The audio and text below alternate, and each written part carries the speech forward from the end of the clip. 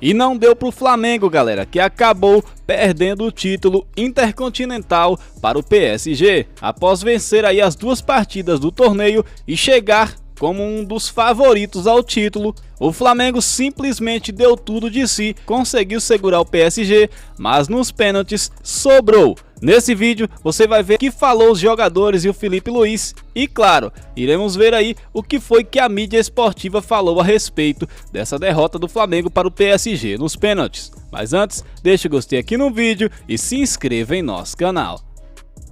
Bom, para mim a palavra do momento agora, do sentimento, é esse, de frustração. Na minha opinião, a gente não merecia ter uma derrota dessa maneira que foi. Enfim, mas foi. O que fica realmente é a frustração, a tristeza de todos nós.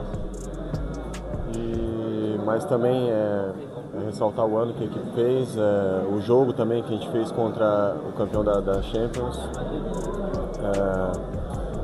A gente lutou de igual para igual, sabíamos da dificuldade que tinha e, bom, infelizmente ou felizmente alguém tem que sair vitorioso e hoje foi eles. Na verdade é a escolha de cada um. Eu estava com uma ideia de pênalti antes da cobrança e acabei mudando por fatores que eu vi do goleiro deles. Ele tinha pulado 3 vezes para o lado direito e eu decidi bater no meio. Esse foi a minha perspectiva ali na hora, foi a minha decisão. Eu posso falar por mim, é difícil falar sobre meus companheiros, mas eu sei que foi um ano exausto, foi um jogo exausto também, que exigiu muita parte física e a parte mental também, mas é isso. Eu acho que ressaltar o jogo que a gente fez, ressaltar a dedicação de cada um e é isso. Agora é descansar, não tem muito que fazer mais. Passou, estava muito perto, estava muito próximo e, enfim, triste pelo momento, pelo jogo. Olha, temporada de muito desgaste, né?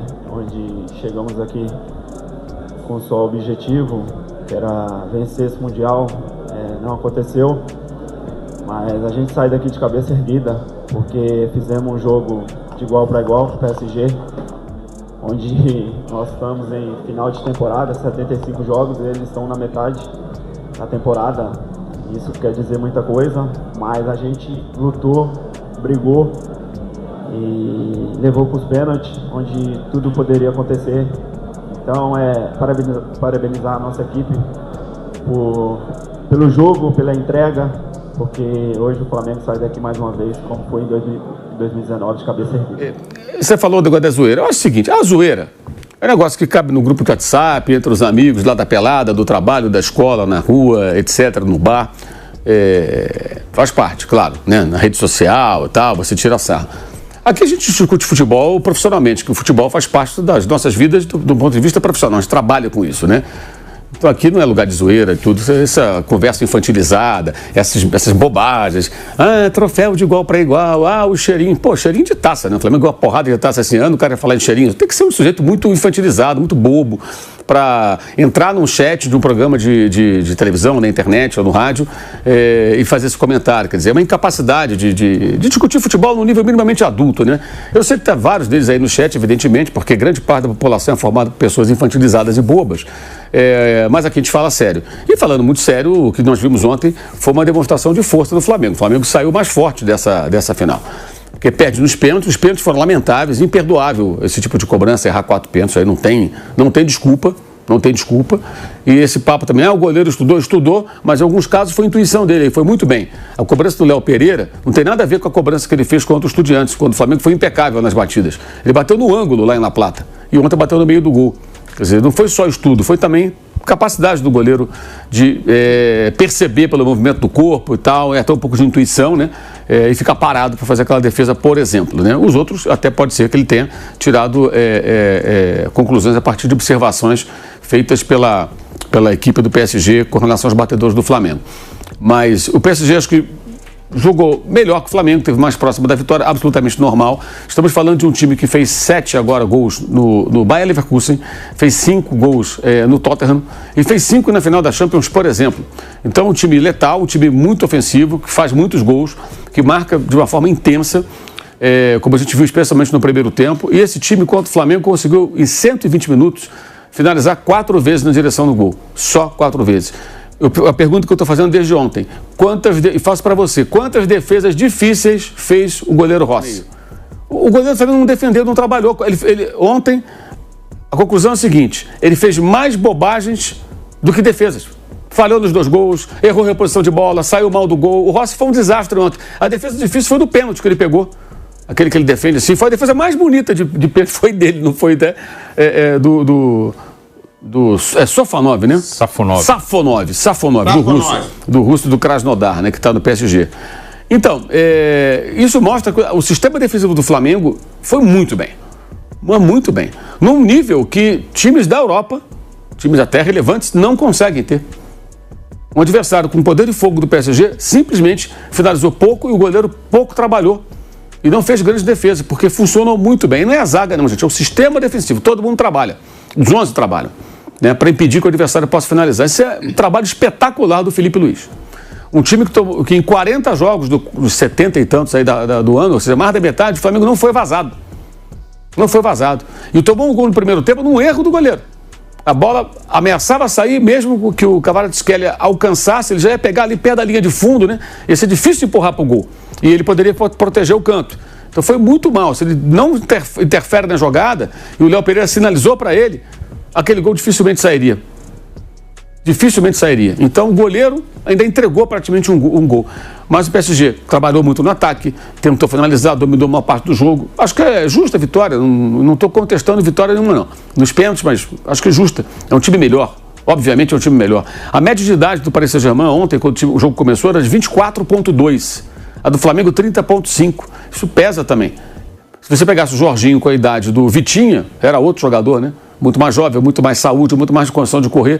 E os jogadores do Flamengo se entregaram muito. Bruno Henrique, Plata, todos eles, os homens de frente. E aí entra uma questão que é muito delicada para um time sul-americano, que não consegue ter os jogadores de frente, que participam do jogo sem bola e que são decisivos, porque esses caras são os melhores do mundo. Os melhores ficam na Europa, onde você tem mais dinheiro.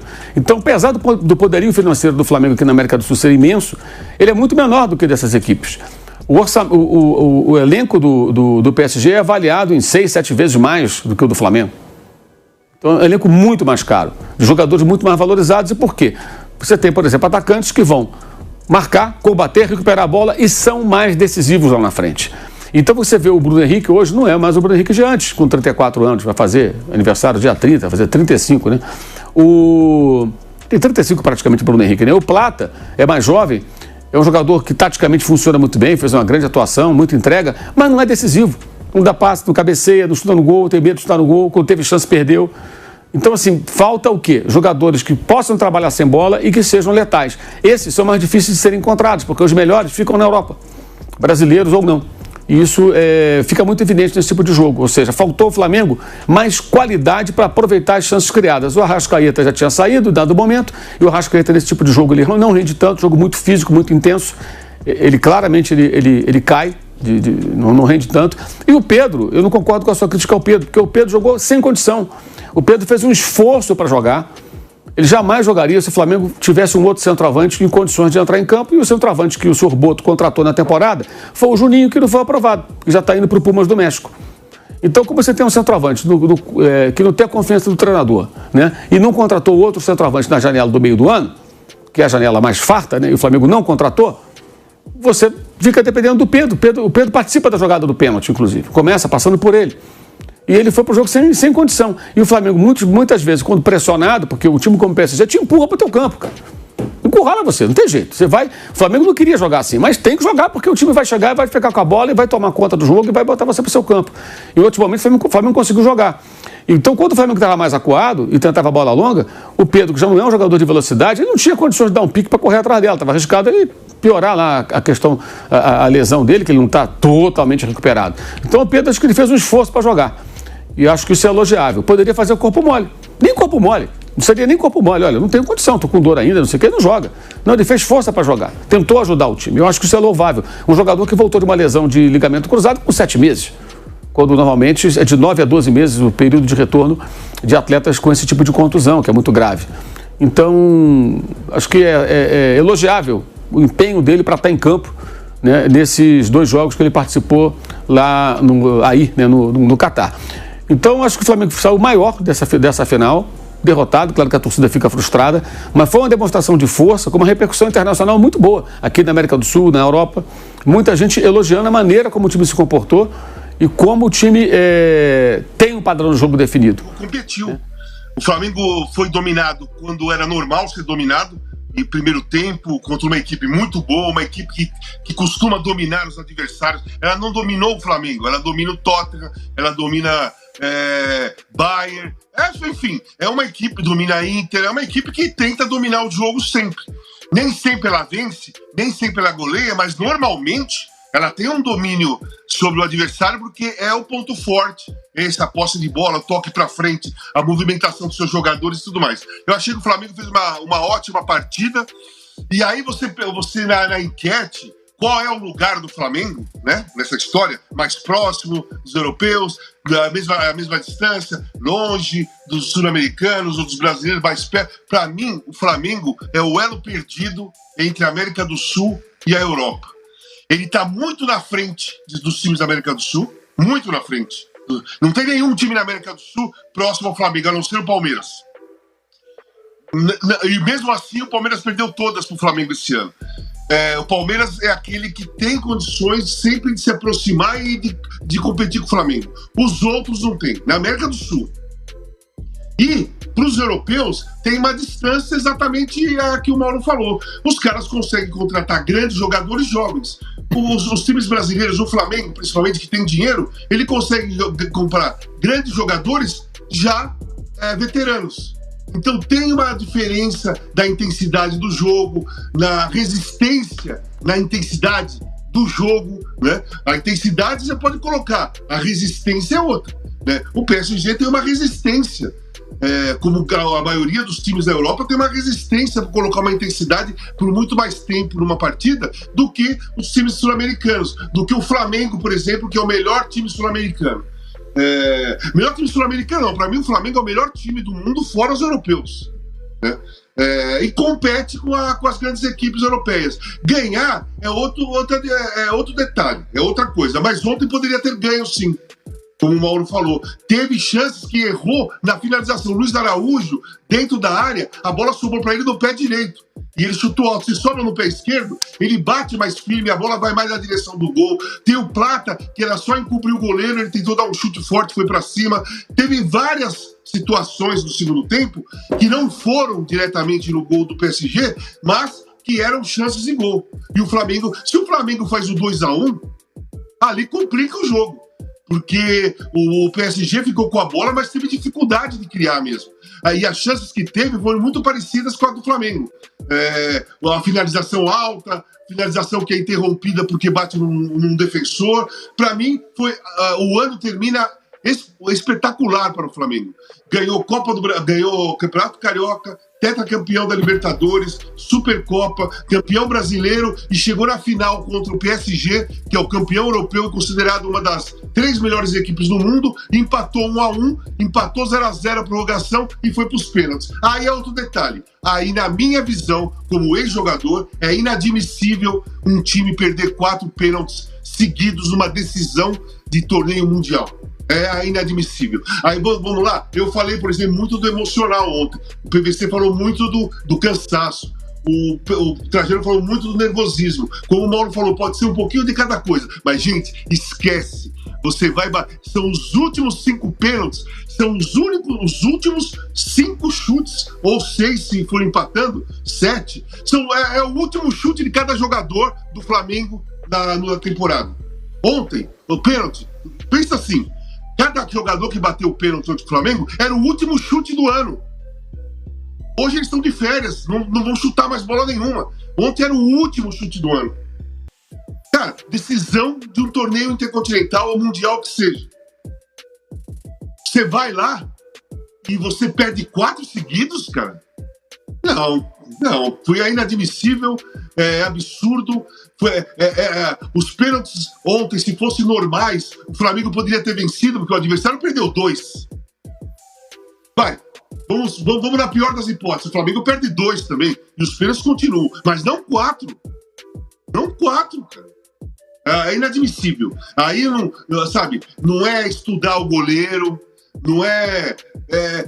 eu acho que foi muito mesmo emocional na hora de bater. Pesou muito para os jogadores que foram bater, não pro De La Cruz, que bateu bem pra cacete.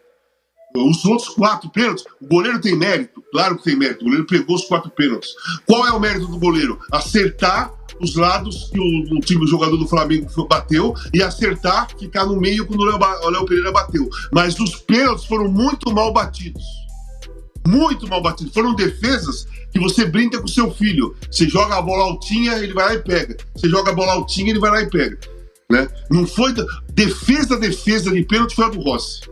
Foi a grande defesa da disputa de pênalti. O goleiro do PSG, claro, saiu como herói, pegou 4. Ele não tem culpa nenhuma se os caras do Flamengo bateram muito mal o pênalti e ele acertou o canto. Ele tem grande mérito. Claro, ele foi o herói do jogo. Pegar 4 pênaltis numa decisão de torneio mundial não é para qualquer um. Mas os 4 jogadores do Flamengo, eles teriam que ter focado mais, teriam que ter caprichado mais. Como eu falei, era o último chute do ano, gente. Tá cansado? Você vai dar o último chute do ano. No outro dia você vai pro Caribe, você vai pra onde você quiser com a família. O último chute do ano.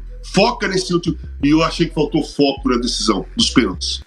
Mas parabéns pro Flamengo, como eu falei. O Flamengo, pra mim, fez um ano espetacular e é o elo perdido entre a América do Sul e a Europa. E aí, meus queridos, o que vocês acharam a respeito dessa história toda? Conta pra mim nos comentários, eu quero saber muito a sua opinião. Eu vou ficando por aqui e te vejo no próximo vídeo.